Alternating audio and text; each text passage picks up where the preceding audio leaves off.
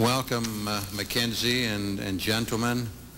Your written statement isn't made a part of the record. I'll turn the clock on 5 minutes, and hopefully you can sort of complement, if you will, or supplement your written statement. Thanks so much for your patience. We're running behind, but that's nothing new up here. And we're very fortunate so far we haven't been called for a vote. Possibly maybe we can finish up before that happens. Mr. Marr, you and Mackenzie, kick it off for us, please. Take your time. Let's use the mic. Hi, my name is Mackenzie Marr. I am 7 years old and I have had diabetes for 1.5 years. I don't like having diabetes because I have to test my blood sugar at least 4 times a day and give myself insulin shots twice a day. The finger pricks make my fingers very sore, and the shots bruise my body and hurt a lot. I have to watch everything I eat and get regular exercise to stay healthy. But even doing all the right things, I still sometimes have very high and very low blood sugars. Sometimes I just feel sad and angry. Diabetes is not fun, and I can't take a vacation from it. My diabetes is a 24-hour, 7 days a week, no-break disease. Diabetes is very scary because I don't know what the future holds for me. I feel that I am doing my part to help people understand what a bad disease diabetes is. I spoke at 2 Juvenile Diabetes Foundation lunches to kick off the Baltimore area Walks to Cure Diabetes.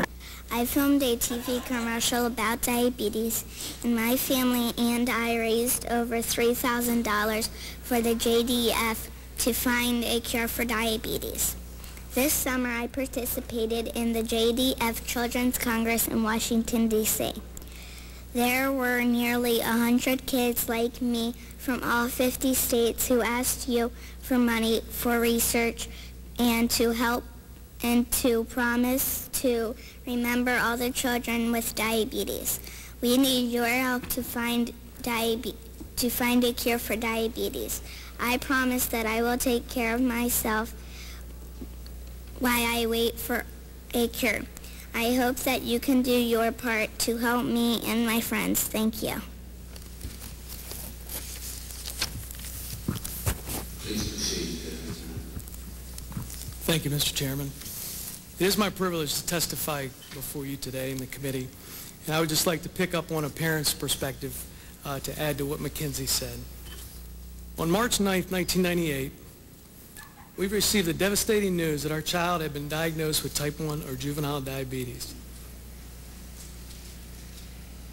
After a grueling 3-day crash course on how to care for a child with diabetes, we were sent home to begin our new life.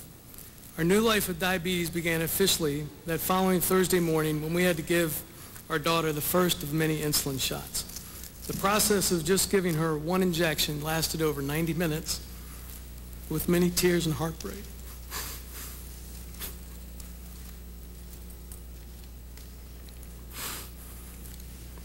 The next 2 weeks left us emotionally distraught and physically drained.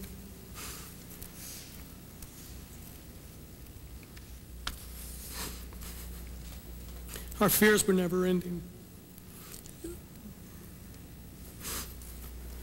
Every night we'd put our daughter to bed, and we would worry if she would suffer a low blood sugar and never wake up. 1.5 years later, our fears have not diminished.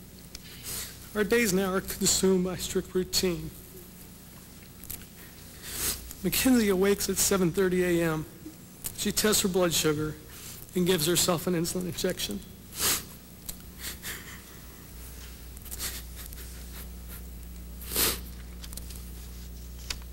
She then eats a breakfast that has been carefully adjusted to meet her body's needs.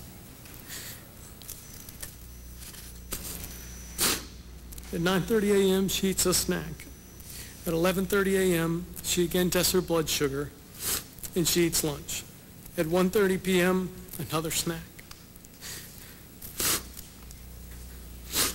At 3:30, she arrives home from school.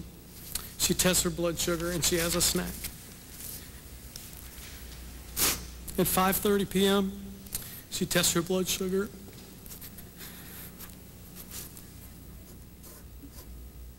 Gives herself another insulin injection, and again eats a meal.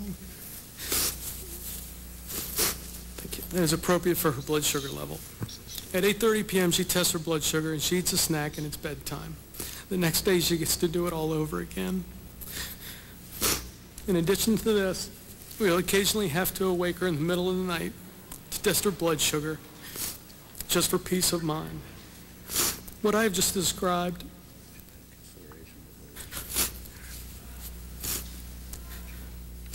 is the best case scenario for a normal day. If Mackenzie is ill or has a day of activity, her whole insulin and testing schedule can be completely turned inside out. As parents, our entire day is focused, although not always successful, on trying to maintain a normal blood glucose level for Mackenzie. Insulin, although it is a wonderful life-sustaining drug, is not a cure. Low blood sugar can affect Mackenzie's ability to learn in school and can lead to seizures or unconsciousness.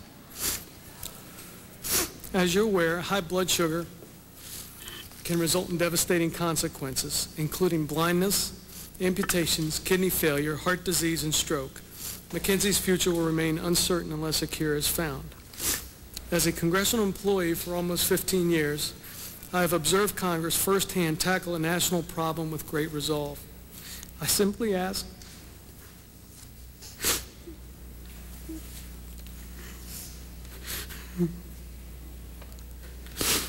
that you do the same to help Mackenzie and the tens of millions of Americans who have diabetes or have a loved one that's affected by the disease.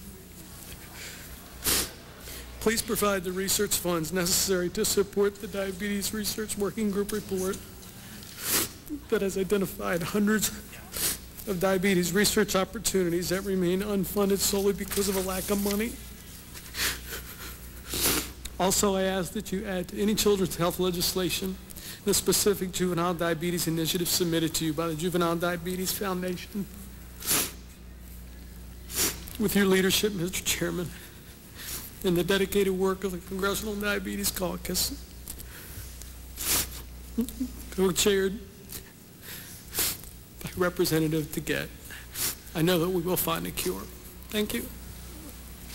Thank you very much, sir. I know that was so tough on you.